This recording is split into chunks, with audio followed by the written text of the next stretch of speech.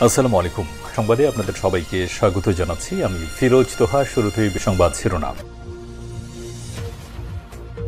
বাংলাদেশের সর্বশেষ গুরুত্বপূর্ণ আপডেট সংবাদে আপনাকে স্বাগত। শুরুতেই সংবাদ শিরোনাম, পরে বিস্তারিত। শুরুতেই জানাবো, পুলিশ কর্মকর্তাদের সঙ্গে জরুরি বৈঠকে বসবেন প্রধান উপদেষ্টা অধ্যাপক ডক্টর মোহাম্মদ ইউনূস। পুলিশের বিভিন্ন পর্যায়ের কর্মকর্তাদের নিয়ে জরুরি বৈঠকে বসবেন প্রধান উপদেষ্টা অধ্যাপক ডক্টর মোহাম্মদ ইউনূস। সোমবার ১৭ মার্চ প্রধান উপদেষ্টার তেজগাঁওয়ের কার্যালয়ে এই বৈঠক অনুষ্ঠিত হবে। উপস্থিত থাকবেন মাঠ পর্যায়ের পুলিশের ঊর্ধ্বতন কর্মকর্তারা। জানা যায় ১২৭ জন পুলিশ কর্মকর্তার সঙ্গে বিশেষ বৈঠকটি অনুষ্ঠিত হবে। এরপর জানাবো, অস্ত্র বিক্রির সময় বঙ্গবন্ধু প্রজন্ম লীগের সভাপতি সহ আটক ২। নরসিংদীর মনোহরদীতে অস্ত্র বিক্রির সময় শিবপুর উপজেলা বঙ্গবন্ধু প্রজন্ম লীগের সভাপতি সহ ২ জনকে গ্রেপ্তার করেছে পুলিশ। এ সময় তাদের কাছ থেকে দুটি বিদেশি পিস্তল, ২ রাউন্ড পিস্তলের গুলি, একটি পালসার মোটরসাইকেল উদ্ধার করা হয়েছে। এদিকে কৃষি সম্প্রসারণ অধিদপ্তরের মহাপরিচালক ও আওয়ামী লীগ দোসরদের অপসারণে খামারবাড়িতে অবস্থান কর্মসূচি। কৃষি সম্প্রসারণ অধিদপ্তর ডিএ মহাপরিচালক ডিজি সাইফুল আলম সহ আওয়ামী লীগের দোসরদের অপসারণের দাবিতে রাজধানীর খামারবাড়িতে অবস্থান কর্মসূচি পালন করছেন বাংলাদেশ সিভিল সার্ভিস কৃষি অ্যাসোসিয়েশনের কর্মকর্তারা। তাদের সঙ্গে সংহতি জানিয়ে ফেস্টুন হাতে খামারবাড়িতে সড়ক অবরোধ করে অবস্থান নিয়েছে ফ্যাসিবাদ বিরোধী শিক্ষার্থীবৃন্দ। এবারে জানাবো, বিএনপির পকেট কমিটি গঠনের পায়তারা, প্রতিবাদে বরিশালে বিক্ষোভ। বরিশাল জেলা বিএনপির দক্ষিণ পকেট কমিটি গঠনের পায়তারার প্রতিবাদে বিক্ষোভ মিছিল করেছেন দলটির একটি অংশ। রোববার ১৬ মার্চ বরিশাল নগরীর কেন্দ্রীয় শহীদ মিনারের সামনে থেকে বিক্ষোভ মিছিল শুরু করে বরিশাল ক্লাবে যায় তারা। এদিকে গণহত্যা মামলায় হাসিনার সহযোগী আসামি সাবেক আইজিপি মামুন। জুলাই-আগস্ট গণহত্যার প্রথম মামলায় শেখ হাসিনার সঙ্গে সহযোগী আসামি হিসেবে পুলিশের সাবেক পুলিশ প্রধান আব্দুল্লাল মামুনকে অন্তর্ভুক্ত করা হয়েছে। একই সঙ্গে আগামী ১৮ মার্চ তাকে জিজ্ঞাসাবাদের জন্য অনুমতিও দিয়েছে আন্তর্জাতিক অপরাধ ট্রাইব্যুনাল। এবং সর্বশেষ জানাবো, আগামী নির্বাচন অনেক বড় চ্যালেঞ্জ, বললেন বিএনপি নেতা ইশরাক। বিএনপির আন্তর্জাতিক বিষয়ক সম্পাদক সদস্য ইঞ্জিনিয়ার ইশরাক হোসেন বলেছেন, আগামী দিনে বাংলাদেশের রাজনীতি অনেক কঠিন হবে। বিএনপির প্রতি জনগণের প্রত্যাশা অনেক বেশি। আগামী নির্বাচন অনেক বড় চ্যালেঞ্জে পড়তে যাচ্ছে বিএনপি। আজ বগুড়া জেলা ছাত্রদল আয়োজিত সরকারি আজিজুল হক কলেজ মাঠে উন্মুক্ত ইফতার ও দোয়া মাহফিল অনুষ্ঠানে প্রধান অতিথির বক্তব্যে সব কথা বলেন তিনি। প্রিয় দর্শক, এতক্ষণ শুনছিলেন সংবাদ শিরোনাম, এবারে বিস্তারিত। তবে তার আগে বন্ধুরা, অনুরোধ থাকবে সংবাদটিতে একটি লাইক দিন। এই চ্যানেলে আপনি নতুন হয়ে থাকলে আমাদের সংবাদটি দেখতে দেখতে চ্যানেলটি সাবস্ক্রাইব করে রাখুন, যাতে করে বন্ধুরা আমাদের পরবর্তী লেটেস্ট আপডেট সংবাদগুলো সবার আগে আপনার কাছে পৌঁছে যায়। আর বন্ধুরা, এই সংবাদটি আপনার সোশ্যাল মিডিয়ায় শেয়ার করে বন্ধুদের মাঝে ছড়িয়ে দিন, যাতে করে এই সংবাদটি বন্ধুদের মাঝেও পৌঁছে যায়। এবারে বিস্তারিত।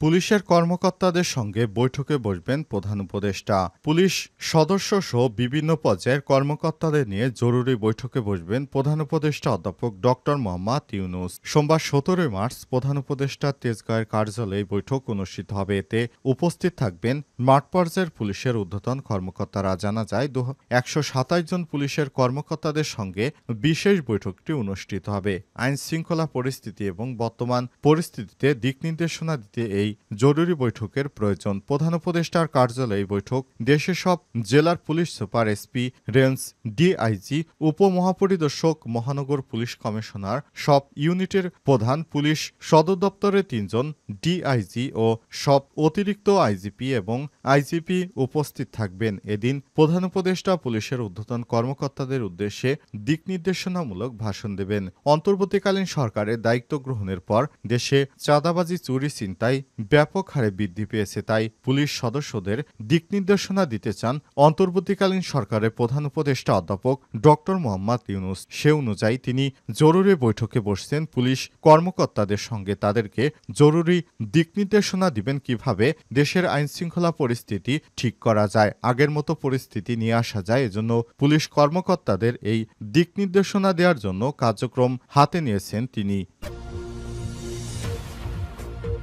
অস্ত্র বিক্রির সময় বঙ্গবন্ধু প্রজন্ম লীগের সভাপতিসহ গ্রেপ্তার ২। নরসিংদীর মনোহরদীতে অস্ত্র বিক্রির সময় শিবপুর উপজেলা বঙ্গবন্ধু প্রজন্ম লীগের সভাপতিসহ ২ জনকে গ্রেপ্তার করেছে পুলিশ। এ সময় তাদের কাছ থেকে ২টি বিদেশি পিস্তল, ২ রাউন্ড পিস্তলের গুলি, একটি পালসার মোটরসাইকেল জব্দ করা হয়। শনিবার রাতে উপজেলার এক দোয়ারিয়া ইউনিয়নের চঙ্গভাঙ্গা মুরগিবাজার সংলগ্ন কোহিনুর এর বাড়ির সামনে থেকে তাদের আটক করা হয়। আজ দুপুরে নরসিংদী পুলিশ সুপারের কার্যালয়ে এক সংবাদ সম্মেলনে এই তথ্য জানিয়েছে পুলিশ সুপার আব্দুল হান্নান।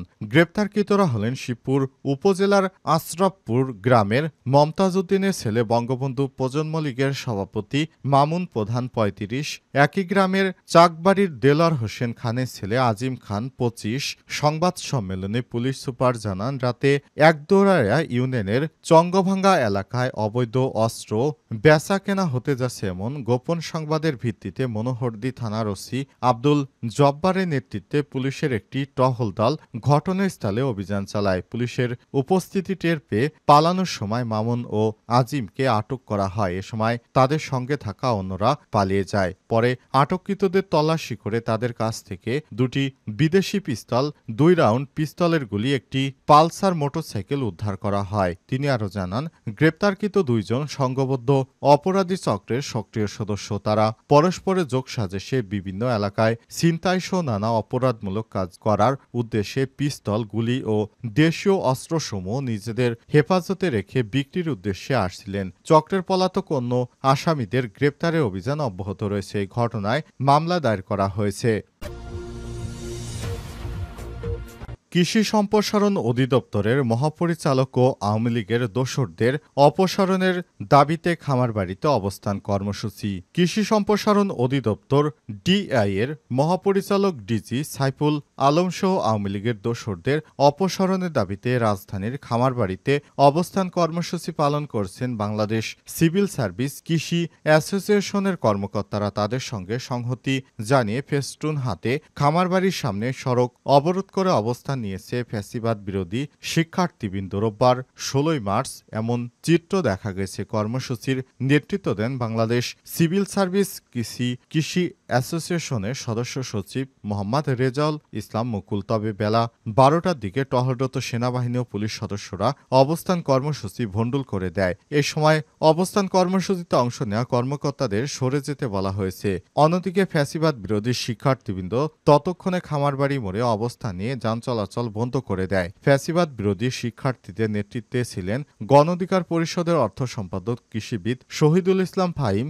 গত বৃহস্পতিবার ডিএ এর প্রশাসন ও অর্থ উইংয়ের উপপরিচালক ড মোহাম্মদ মাহবুবুর রশিদকে মেহেরপুরের বারাদি হর্টিকালচার সেন্টারের উপপরিচালক পদে বদলির প্রজ্ঞাপন জারি করে কৃষি মন্ত্রণালয় মাহবুবুর রশিদের স্থলাভিষিক্ত করা হয়। উদ্ভিদ বঙ্গনিরোধ উইংয়ের উপপরিচালক আমদানি মোহাম্মদ মুরাদুল হাসানকে এই বদলি ঘিরে খামারবাড়িতে অস্থিরতা তৈরি হয়েছে।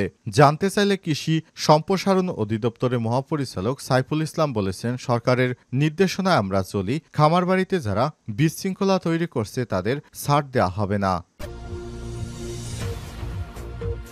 বিএনপির পকেট কমিটি গঠনের পায়তারা, প্রতিবাদে বরিশালে বিক্ষোভ। বরিশাল জেলা বিএনপির দক্ষিণে পকেট কমিটি গঠনের পায়তারার প্রতিবাদে বিক্ষোভ মিছিল করেছে দলটির একটি অংশ। রোববার ১৬ মার্চ দুপুরে বরিশাল নগরীর কেন্দ্রীয় মিনারের সামনে থেকে বিক্ষোভ মিছিল করে বরিশাল ক্লাবে যায় তারা। এ সময় ক্লাব মিলনায়তনে বিএনপির বিভাগীয় সাংগঠনিক সভা চলছিল। সেখানে উপস্থিত বিএনপির বরিশাল বিভাগীয় টিম প্রধান আব্দুল আওয়াল মিন্টুর কাছে গণতান্ত্রিক পদ্ধতিতে কমিটি গঠনের আহ্বান জানান তারা। এ সময় উপস্থিত ছিলেন বরিশাল জেলা বিএনপির দক্ষিণ সাবেক সাধারণ সম্পাদক নজরুল ইসলাম খান রাজন ও সাবেক সদস্য সচিব আক্তার হোসেন মেবুল সহ নেতাকর্মীরা। বিএনপির নেতা নজরুল ইসলাম খান রাজন বলেছেন, বিএনপির প্রতিষ্ঠাতার পর থেকে গণতান্ত্রিক পদ্ধতিতে নেতৃত্ব নির্বাচন হয়ে আসছে, কিন্তু বিভাগীয় সাংগঠনিক সম্মেলনে দক্ষিণ জেলা বিএনপির আহ্বায়ক আবুল হোসেন খান ও সদস্য সচিব আবুল কালাম শাহীন পকেট কমিটি গঠন করতে এসে অপতৎপরতা চালাচ্ছেন। তাই আমরা বিক্ষোভ মিছিল নিয়ে বিএনপির বিভাগীয় টিম প্রধানের কাছে গিয়ে গণতান্ত্রিক পদ্ধতিতে কমিটি গঠনের কথা জানিয়েছি। তিনি আমাদের গণতান্ত্রিক পদ্ধতিতে কমিটি গঠনের আশ্বাস দিয়েছেন। কমিটিতে অনিয়ম হলে কঠোর আন্দোলনের হুঁশিয়ারি দেন তারা।